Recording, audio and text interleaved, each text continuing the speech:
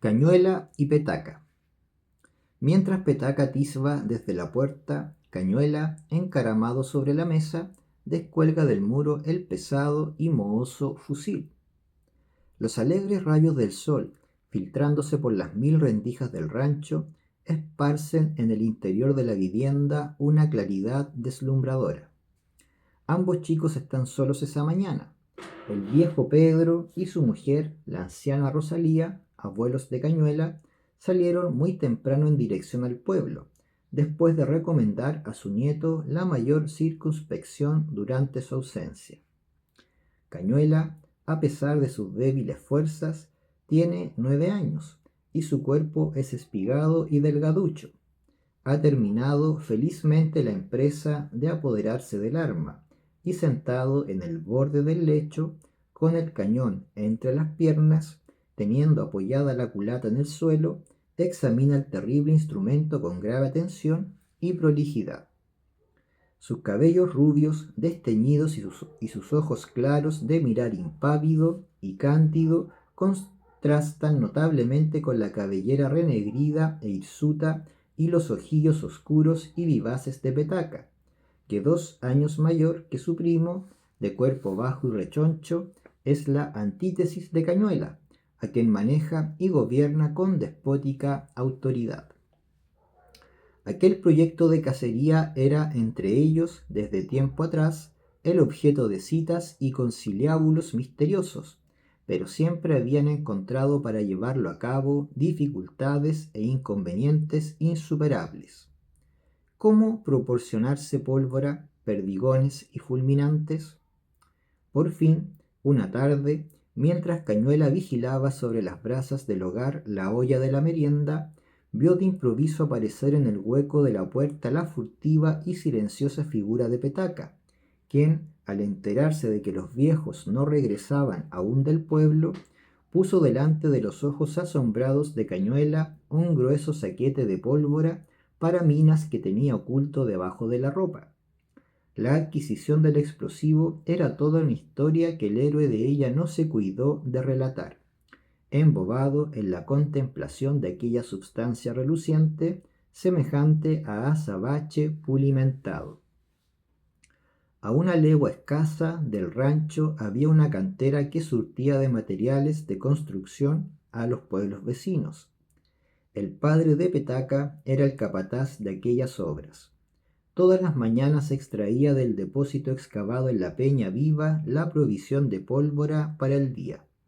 En balde el chico había puesto en juego la travesura y sutileza de su ingenio para apoderarse de uno de aquellos saquetes que el viejo tenía junto a sí en la pequeña carpa, desde la cual dirigía los trabajos. Todas sus astucias y estratagemas habían fracasado lamentablemente ante los vigilantes ojos que observaban sus movimientos. Desesperado de conseguir su objeto, tentó, por fin, un medio heroico. Había observado que cuando un tiro estaba listo, dada la señal de peligro, los trabajadores, incluso el capataz, iban a guarecerse en un hueco abierto con ese propósito en el flanco de la montaña y no salían de ahí sino cuando se había producido la explosión. Una mañana, arrastrándose como una culebra, fue a ponerse en acecho cerca de la carpa. Muy pronto, 3 golpes dados con un martillo en una barrena de acero anunciaron que la mecha de un tiro acababa de ser encendida, y vio cómo su padre y los canteros corrían a ocultarse en la excavación. Aquel era el momento propicio, y abalanzándose sobre los saquetes de pólvora, se apoderó de uno, emprendiendo enseguida una veloz carrera, saltando como una cabra por encima de los montones de piedra, que, en una gran extensión, cubrían el declive de la montaña. Al producirse el estallido que hizo temblar el suelo bajo sus pies, enormes proyectiles le zumbaron en los oídos, rebotando a su derredor una furiosa granizada de pedriscos. Mas ninguno le tocó, y cuando los canteros abandonaron su escondite, él estaba ya lejos oprimiendo contra el jadeante pecho su gloriosa conquista, henchida el alma de júbilo. Esa tarde, que era un jueves, quedó acordado que la cacería fuese el domingo siguiente, día de que podían disponer a su antojo, pues los abuelos se ausentarían, como de costumbre, para llevar sus aves y hortalizas al mercado. Entretanto, había que ocultar la pólvora. Muchos escondites fueron propuestos y desechados. Ninguno les parecía suficientemente seguro para tal tesoro. Cañuela propuso que se abriese un hoyo en un rincón del huerto y se la ocultase ahí, pero su primo lo disuadió contándole que un muchacho, vecino suyo, había hecho lo mismo con un saquete de aquellos, hallando días después solo la envoltura de papel. Todo el contenido se había deshecho con la humedad. Por consiguiente, había que buscar un sitio bien seco, y mientras trataban inútilmente de resolver aquel problema, el ganso de Cañuela, a quien, según su primo, nunca se le ocurría nada de provecho, dijo de pronto, señalando el fuego que ardía en mitad de la habitación: enterrémosla en la ceniza. Petaca lo contempló admirado, y por una rara excepción, pues lo que proponía el rubillo le parecía siempre detestable, iba a aceptar aquella vez cuando la vista del fuego lo detuvo. ¿Y si se prende?, pensó.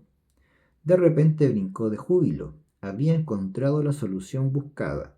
En un instante ambos chicos apartaron las brasas y cenizas del hogar y cavaron en medio del fogón un agujero de 40 centímetros de profundidad, dentro del cual, envuelto en un pañuelo de hierbas, colocaron el saquete de pólvora cubriéndole con la tierra extraída y volviendo a su sitio el fuego, encima del que se puso nuevamente la desportillada cazuela de barro.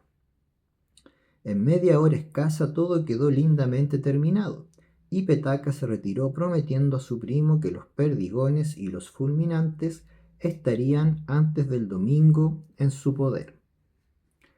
Durante los días que precedieron al señalado, Cañuela no cesó de pensar en la posibilidad de un estallido que, volcando la olla de la merienda, única consecuencia grave que se le ocurría, dejase a él y a sus abuelos sin cenar. Y este siniestro pensamiento cobraba más fuerza al ver a su abuela Rosalía inflar los carrillos y soplar con brío, atizando el fuego, bien ajena, por cierto, de que todo un Vesubio estaba ahí delante de sus narices, listo para hacer su inesperada y fulminante aparición. Cuando esto sucedía, Cañuela se levantaba en puntillas y se deslizaba hacia la puerta, mirando hacia atrás de reojo y mascullando con aire inquieto: ahora sí que revienta, caramba. Pero no reventaba, y el chico fue tranquilizándose hasta desechar todo temor. Y cuando llegó el domingo y los viejos con su carga a cuestas hubieron desaparecido a lo lejos, en el sendero de la montaña, los rapaces, radiantes de júbilo, empezaron los preparativos para la expedición. Petaca había cumplido su palabra escamoteando a su padre una caja de fulminantes, y, en cuanto a los perdigones, se les había sustituido con gran ventaja y economía por pequeños guijarros recogidos en el lecho del arroyo.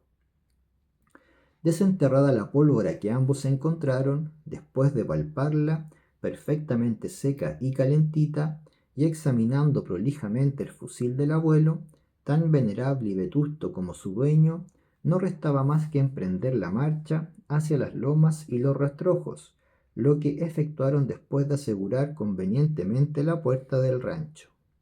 Adelante, con el fusil al hombro, iba Petaca, seguido de cerca por Cañuela, que llevaba en los amplios bolsillos de sus calzones las municiones de guerra. Durante un momento disputaron acerca del camino que debían seguir. Cañuela era de opinión de descender a la quebrada y seguir hasta el valle, donde encontrarían bandadas de tencas y de zorzales. Pero su testarudo primo deseaba ir más bien a través de los rastrojos, donde abundaban las loicas y las perdices, caza, según él, muy superior a la otra, y, como de costumbre, su decisión fue la que prevaleció. Petaca vestía una chaqueta, desecho de su padre, a la cual se le había recortado las mangas y el contorno inferior a la altura de los bolsillos, los cuales quedaron, con este arreglo, eliminados. Cañuela no tenía chaqueta y cubríase el busto con una camisa, pero, en cambio, llevaba enfundadas las piernas en unos gruesos pantalones de paño, con enormes bolsillos que eran su orgullo y le servían, a la vez, de arca, de arsenal y de despensa. Petaca, con el fusil al hombro, sudaba y bufaba bajo el peso del descomunal armatoste. Irguiendo su pequeña talla, esforzábase por mantener un continente digno de un cazador, resistiendo con obstinación las súplicas de su primo, que le rogaba le permitiese llevar, siquiera por un ratito, el precioso instrumento. Durante la primera etapa, Cañuela, lleno de ardor cinegético, quería se hiciese fuego sobre todo bicho viviente, no perdonando ni a los enjambres de mosquitos que zumbaban en el aire.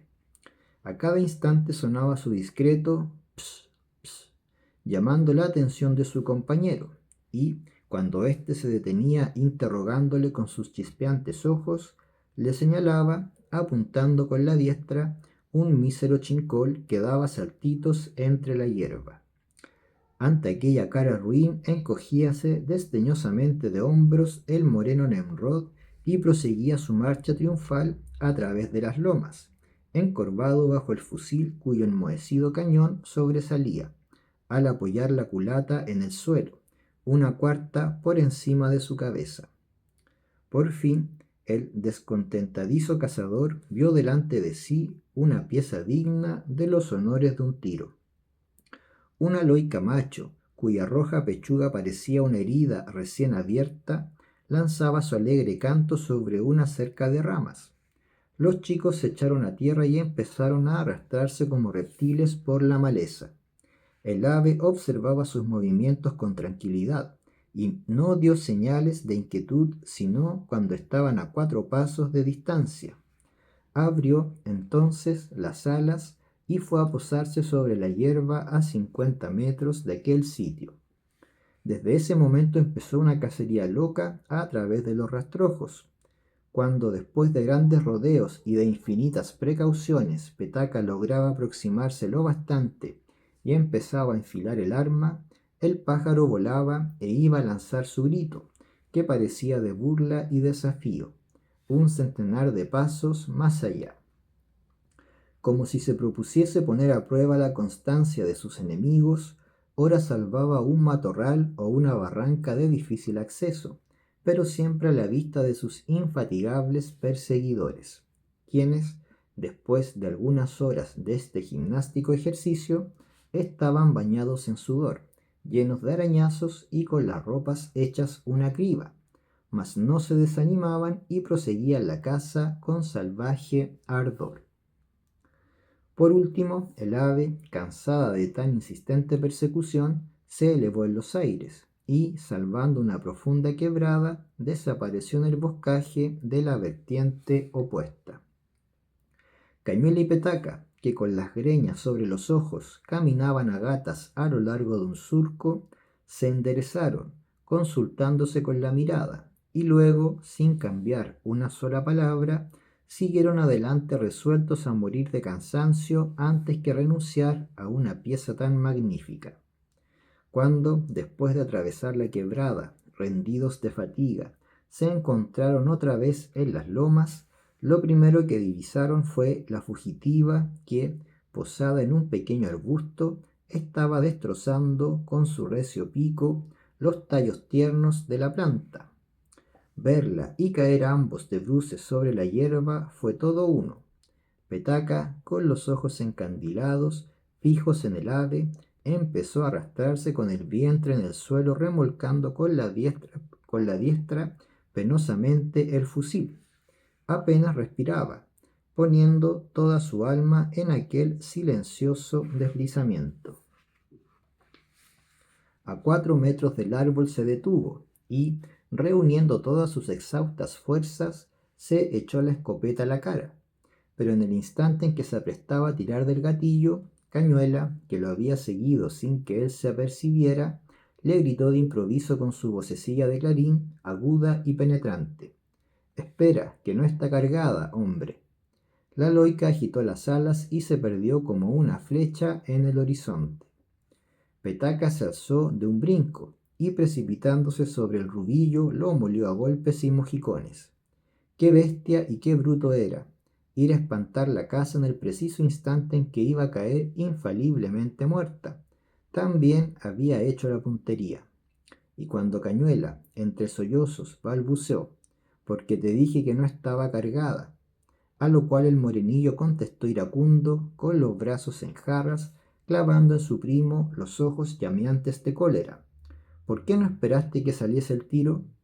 Cañuela cesó de sollozar súbitamente y, enjugándose los ojos con el revés de la mano, miró a Petaca, embobado, con la boca abierta. Cuán merecidos eran los mojicones. ¿Cómo no se le ocurrió cosa tan sencilla?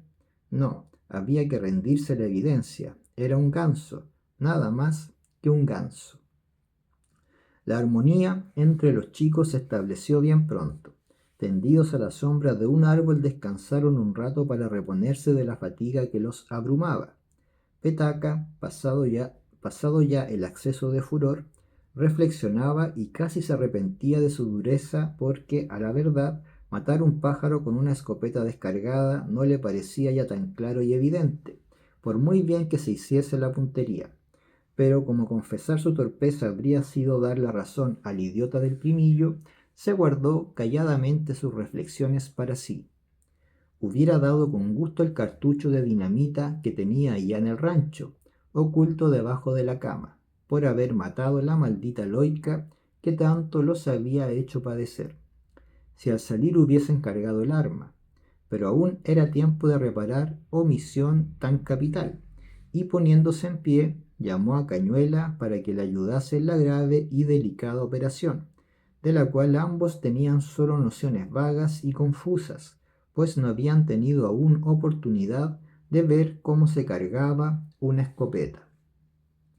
Y mientras Cañuela, encaramado en un tronco para dominar la extremidad del fusil que su primo mantiene en posición vertical, espera órdenes baqueta en mano, surgió la primera dificultad. ¿Qué se echaba primero, la pólvora o los guijarros? Petaca, aunque bastante perplejo, se inclinaba a creer que la pólvora, e iba a resolver la cuestión en este sentido, cuando Cañuela, saliendo de su mutismo, expresó tímidamente la misma idea. El espíritu de intransigente contradicción de Petaca contra todo lo que provenía de su primo se reveló esta vez como siempre. Bastaba que el rubillo propusiese algo para que él hiciese inmediatamente lo contrario. Y con qué despreciativo énfasis se burló de la ocurrencia. Se necesitaba ser más borrico que un buey para pensar tal despropósito. Si la pólvora iba primero, había forzosamente que echar encima los guijarros. ¿Y por dónde salía entonces el tiro? Nada, al revés había que proceder. Cañuela, que no resollaba, temeroso que una respuesta suya acarrease sobre sus costillas razones más contundentes, vació en el cañón del arma una respetable cantidad de piedrecillas, sobre las cuales echó enseguida 2 gruesos puñados de pólvora. Un manojo de pasto seco sirvió de taco, y, con la colocación del fulminante, que Petaca efectuó sin dificultad, quedó el fusil listo para lanzar su mortífera descarga. Púsoselo al hombro el intrépido morenillo y echó a andar seguido de su camarada, escudriñando ávidamente el horizonte en busca de una víctima. Los pájaros abundaban, pero emprendían el vuelo apenas la extremidad del fusil amenazaba derribarles de su pedestal en el ramaje. Ninguno tenía la cortesía de permanecer quietecito mientras el cazador hacía y rectificaba una y 1000 veces la puntería. Por último, un impertérrito chincol tuvo la complacencia, en tanto se alisaba las plumas sobre una rama, de esperar el fin de tan extrañas y complicadas manipulaciones. Mientras Petaca, que había apoyado el fusil en un tronco, apuntaba arrodillado en la hierba, Cañuela, prudentemente colocado a la espalda, esperaba con las manos en los oídos el ruido del disparo que se le antojaba formidable, idea que asaltó también al cazador, recordando los tiros que oyera explotar en la cantera, y por un momento vaciló sin resolverse a tirar del gatillo, pero el pensamiento de que su primo podía burlarse de su cobardía lo hizo volver la cabeza, cerrar los ojos y oprimió el disparador. Grande fue su sorpresa al oír, en vez del estruendo que esperaba, un chasquido agudo y seco, pero que nada tenía de emocionante. Parece mentira, pensó, que un escopetazo suene tan poco. Y su primera mirada fue para el ave, y no viéndola en la rama, lanzó un grito de júbilo y se precipitó adelante seguro de encontrarla en el suelo patas arriba. Cañuela, que viera el chincol alejarse tranquilamente, no se atrevió a desengañarle, y fue tal el calor con que su primo le ponderó la precisión del disparo, de cómo vio volar las plumas por el aire y caer de las ramas el pájaro despachurrado, que, olvidándose de lo que había visto, concluyó también por creer a pie juntillas en la muerte del ave, buscándola ambos con ahínco entre las malezas hasta que, cansados de la inutilidad de la pesquisa, la abandonaron desalentados. Pero ambos habían olido la pólvora y su belicoso entusiasmo aumentó considerablemente, convirtiéndose en una sed de exterminio y destrucción que nada podía calmar. Cargaron rápidamente el fusil y, perdiendo el miedo al arma, se entregaron con ardor a aquella imaginaria matanza. El débil estallido del fulminante mantenía aquella ilusión, y aunque ambos notaran al principio con extrañeza el poquísimo humo que echaba aquella pólvora, terminaron por no acordarse de aquel insignificante detalle. Solo una contrariedad anublaba su alegría. No podían cobrar una sola pieza a pesar de que Petaca juraba y perjuraba haberla visto caer requete muerta y desplumada, casi por la metralla de los guijarros. Mas en su interior empezaba a creer seriamente, recordando cómo las flechas torcidas describen una curva y se desvían del blanco, que la dichosa pólvora estuviera chueca. Prometióse entonces no cerrar los ojos ni volver la cabeza al tiempo de disparar para ver de qué parte se ladeaba el tiro, mas un contratiempo inesperado le privó de hacer esta experiencia. Cañuela, que acababa de meter un grueso puñado de guijarros en el cañón, exclamó de repente desde el tronco en que estaba encaramado con tono de alarma: «Se acabó la escopeta». Petaca miró el fusil que tenía entre las manos y luego a su primo, lleno de sorpresa, sin comprender lo que aquellas palabras significaban. El Rudillo le enseñó entonces la boca del cañón, por la que asomaba parte del último taco. Inclinó el arma para palpar la abertura con los dedos y se convenció de que no había medio de meter ahí un grano más de pólvora o de lo que fuese. Su entrecejo se frunció. Empezaba a adivinar por qué el armatoste había aumentado tan notablemente de peso. Se volvió hacia el rancho, al que se habían ido acercando a medida que avanzaba la tarde, y reflexionó acerca de las probables consecuencias de aquel suceso, decidiendo, después de un rato, emprender la retirada y dejar a Cañuela la gloria de salir a su sabor del atolladero. Demasiado conocía el genio del abuelo para ponerse a su alcance, pero su fecunda imaginación ideó otro plan que le pareció tan magnífico que, desechando la huida proyectada, se plantó delante de su primo, el cual, muy inquieto, le había observado hasta ahí sin atreverse a abrir la boca, y le habló con animación de algo que debía ser muy insólito, porque Cañuela, con lágrimas en los ojos, se resistía a secundarle. Pero, como siempre, concluyó por someterse y ambos se pusieron afanosamente a reunir hojas y ramas secas, amontonándolas en el suelo.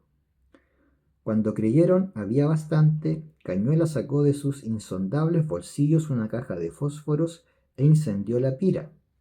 Apenas las llamas se elevaron un poco, Petaca cogió el fusil y lo acostó sobre la hoguera, retirándose enseguida, los dos, para contemplar a distancia los progresos del fuego. Transcurrieron algunos minutos y ya Petaca iba a acercarse nuevamente para añadir más combustible cuando un estampido formidable los ensordeció. La hoguera fue dispersada a los cuatro vientos y siniestros silbidos surcaron el aire. Cuando pasada la impresión del tremendo susto, ambos se miraron. Petaca estaba tan pálido como su primo, pero su naturaleza enérgica hizo que se recobrase bien pronto, encaminándose al sitio de la explosión, el cual estaba tan limpio como si le hubiesen restrillado. Por más que miró, no encontró vestigios de fusil. Cañuela, que lo había seguido llorando a lágrima viva, se detuvo de pronto petrificado por el terror. En lo alto de la loma, a 30 pasos de distancia, se destacaba la alta silueta del abuelo avanzando a grandes zancadas. Parecía poseído de una terrible cólera. Gesticulaba a grandes voces, con la diestra en alto, blandiendo un tizón humeante que tenía una semejanza extraordinaria con una caja de escopeta. Petaca, que había visto al mismo tiempo que su primo la aparición, echó a correr por el declive de la loma, golpeándose los muslos con las palmas de las manos y silbando al mismo tiempo su aire favorito. Mientras corría, examinaba el terreno pensando que así como el abuelo había encontrado la caja del arma, él podía muy bien hallar, a su vez, el cañón o un pedacito siquiera, con el cual se fabricaría un trabuco para hacer salvas y matar pidenes en la laguna.